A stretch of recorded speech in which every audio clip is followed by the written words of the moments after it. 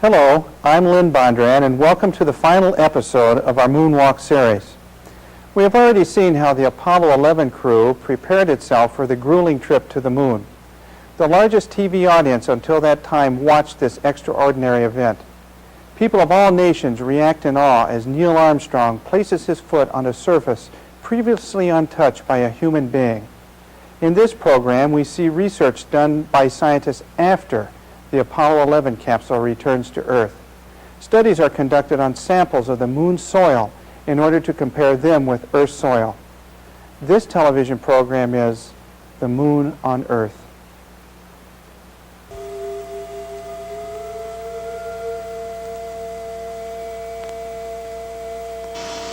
Alone, 45 miles above the moon's surface, Michael Collins completed an orbit every 2 hours. He listened to the progress of the moonwalk and awaited the moment when his companions on the surface would lift off to rendezvous with him.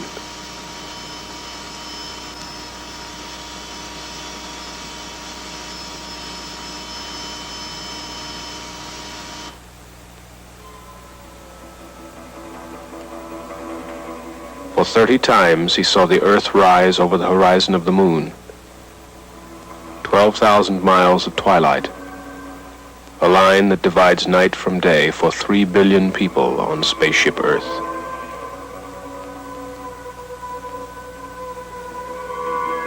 It is good to see the whole Earth, to see the Earth whole.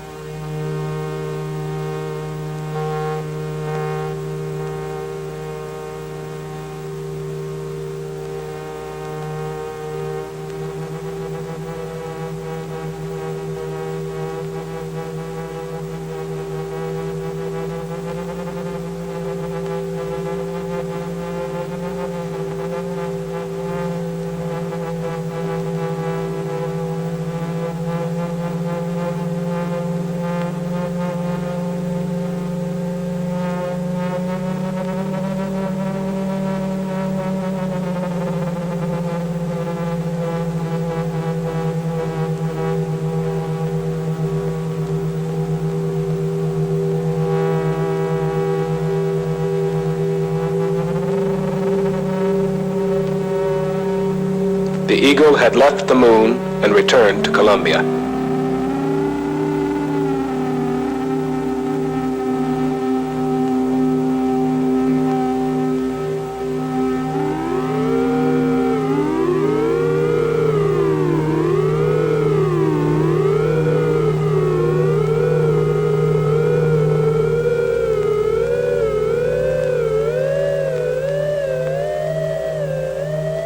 Within this strange ship, 2 astronauts and a treasure.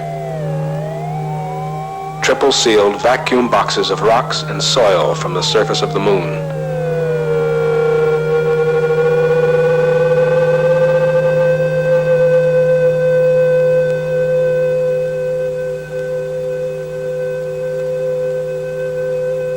Locked within these rocks were secrets of the ages, to be studied and deciphered by the scientists of Earth. The age of the moon, the age of the sun, how the moon was formed.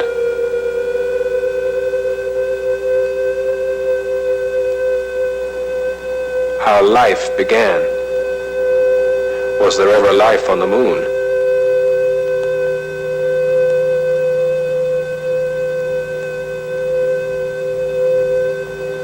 Was the moon once molten and volcanic, or has it always been cold and dead? Was it once part of the Earth? Or was it a wandering planet captured by the Earth eons ago?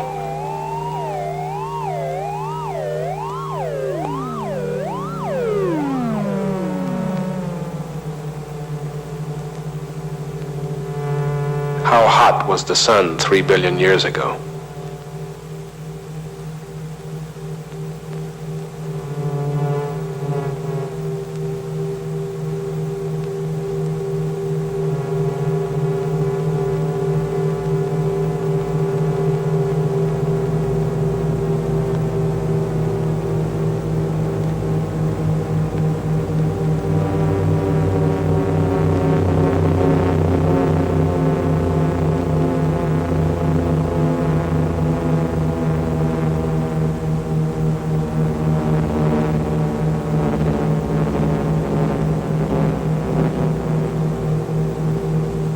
When Armstrong and Aldrin, with their precious load of moon rocks, had transferred to Columbia, the faithful Eagle, its task completed, could be cut adrift.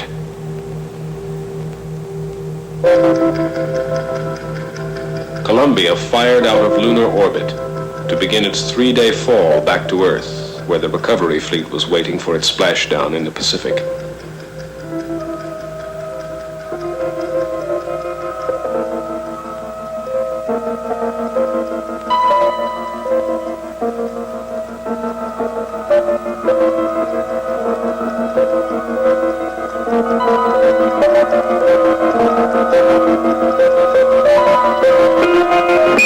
Apollo 11, Houston, with a little recovery force information, over. Go ahead. Roger, the Hornet is on station, just far enough off the target point to keep from getting hit. Recovery 1, the choppers... July 24th, the Hornet was on station, and the President of the United States was aboard. Re-entry into the Earth's invisible atmosphere carries with it one of the most critical moments. Traveling nearly 25,000 miles per hour, the command module can miss the angle of re-entry by only several degrees and disintegrate into flames, or bounce off into space, never to return. Velocity 33,000 feet per second. 35,000 feet per second now. 36,000 feet per second. We're at entry time. There's blackout.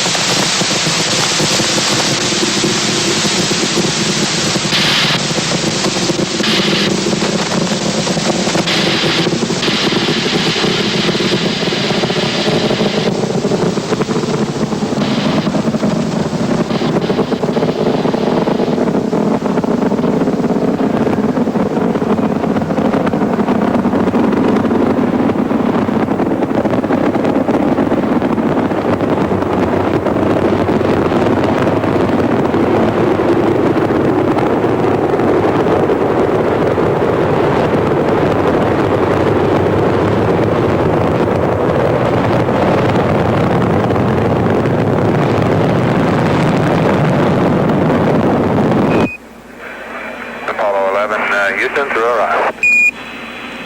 Apollo 11 Houston through arrive. Apollo 11 Houston through arrive 4.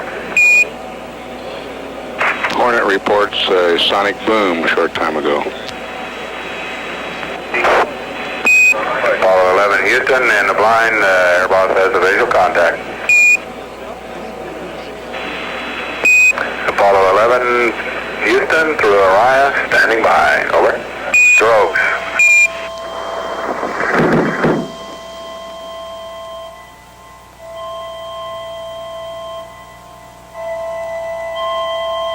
11, Apollo 11, this is Hornet, over. Apollo Hornet, this is Apollo 11, reading your loud and clear.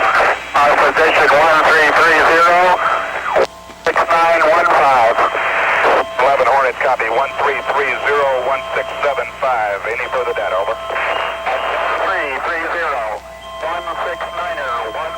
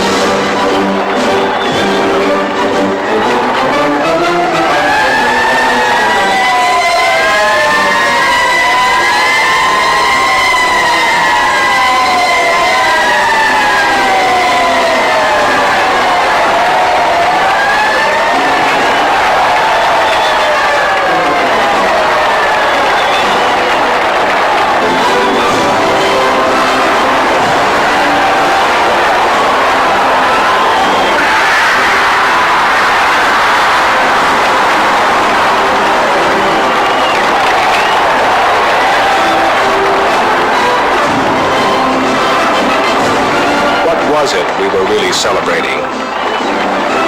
Three men who had done what no man before had done. A technological feat that was believed beyond the realm of possibility. The fulfillment of an age-old dream. Were we celebrating simply because it had been a long time since we'd had anything to celebrate?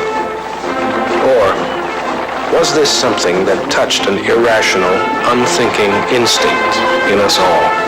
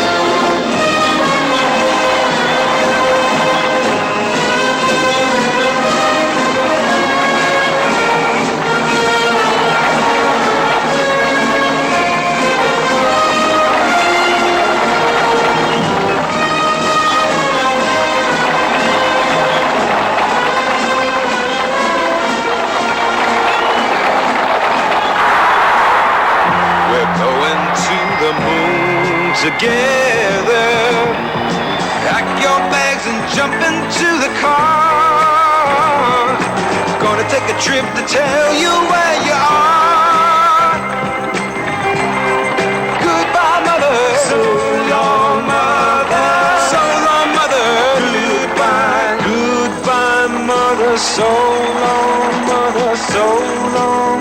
her soul on Mother Earth. Goodbye, Mother, goodbye, Mother Earth.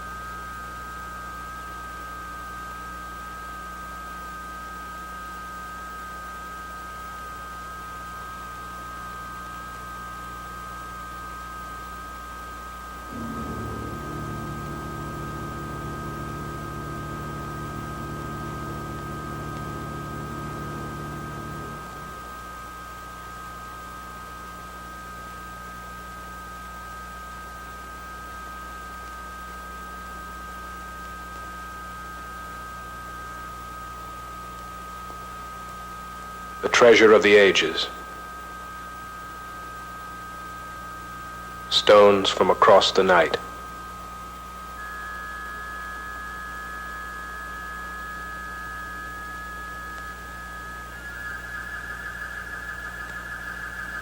Unrubbed by wind, unwashed by rain.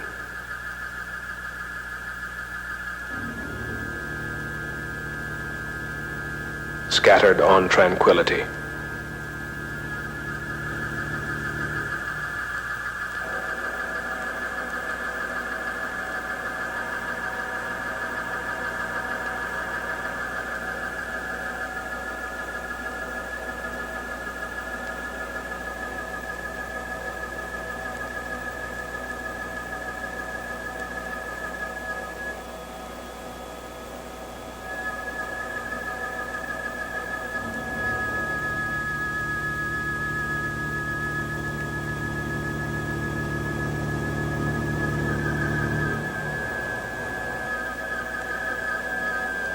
Bombarded by solar particles for billions of years, but unchanged in any other way, a moon rock is like a diary of the sun. An eye unblinking since time began, that stared across the sea of space, that watched the blue planet when life began.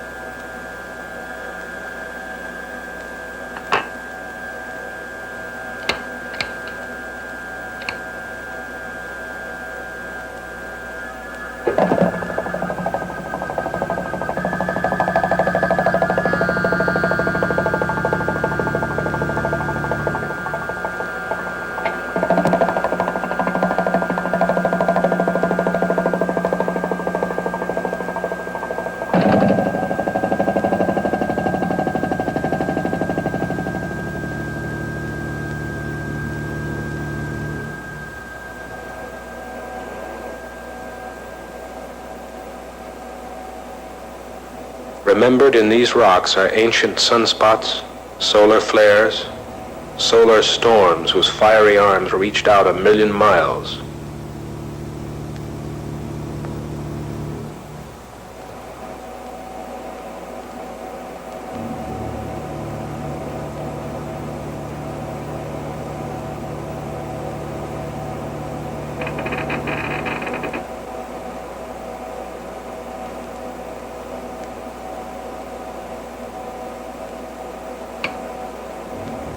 By making ourselves very small, like Alice, perhaps we will see what these rocks have seen, and remember back those billions of years to decipher the life of the sun.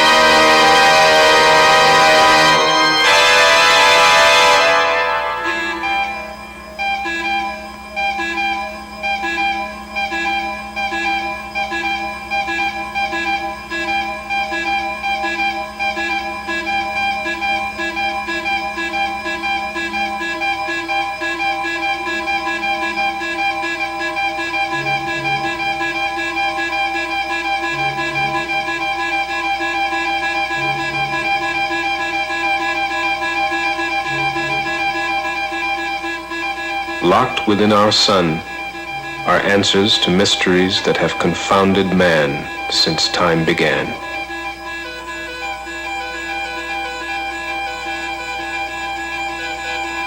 We have reached out with our telescopes. We have reached in with our microscopes, seeking.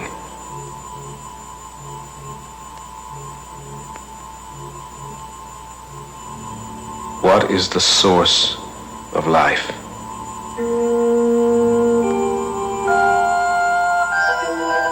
What combination of energies and elements brought it into existence? What is the relationship between the non-living and living things?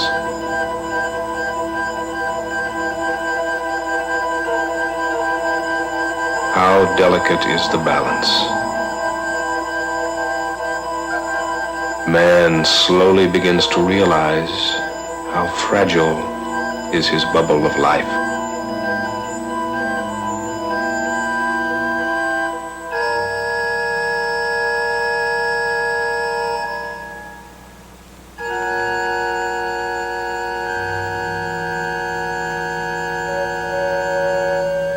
Ours is one sun, in a sea of suns more plentiful than all the grains of sand on all the shores of all the seas of planet Earth.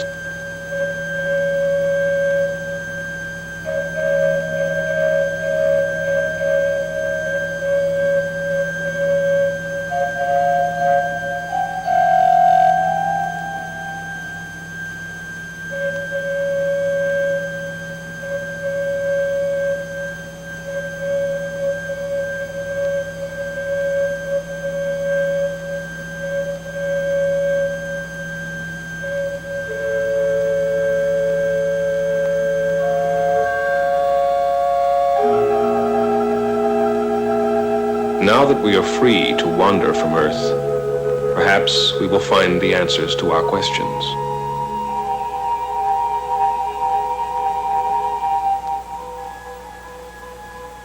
Someday we may know where we've come from, where we're going. We may know where is the end, where is the beginning.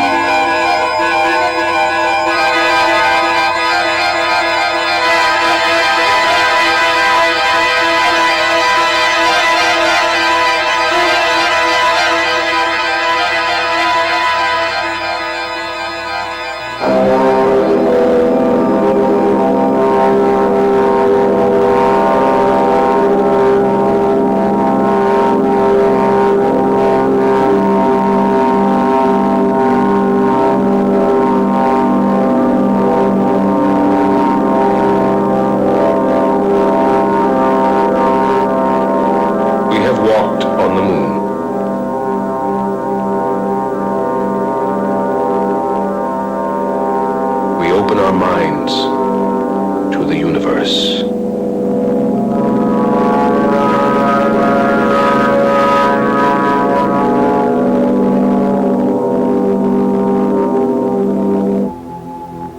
The moon's lack of life causes human beings to step back and ask, what makes Earth so different from other planets and satellites in the solar system? The Apollo 11 flight makes us realize that life's existence depends upon the resources of this planet. Much more is to be learned about the moon's harsh environment from following Apollo missions. The last flight will take place in December of 1972. Someday human beings will once again return to the moon, that time perhaps to establish a more permanent settlement. I'm Lynn Bondurant.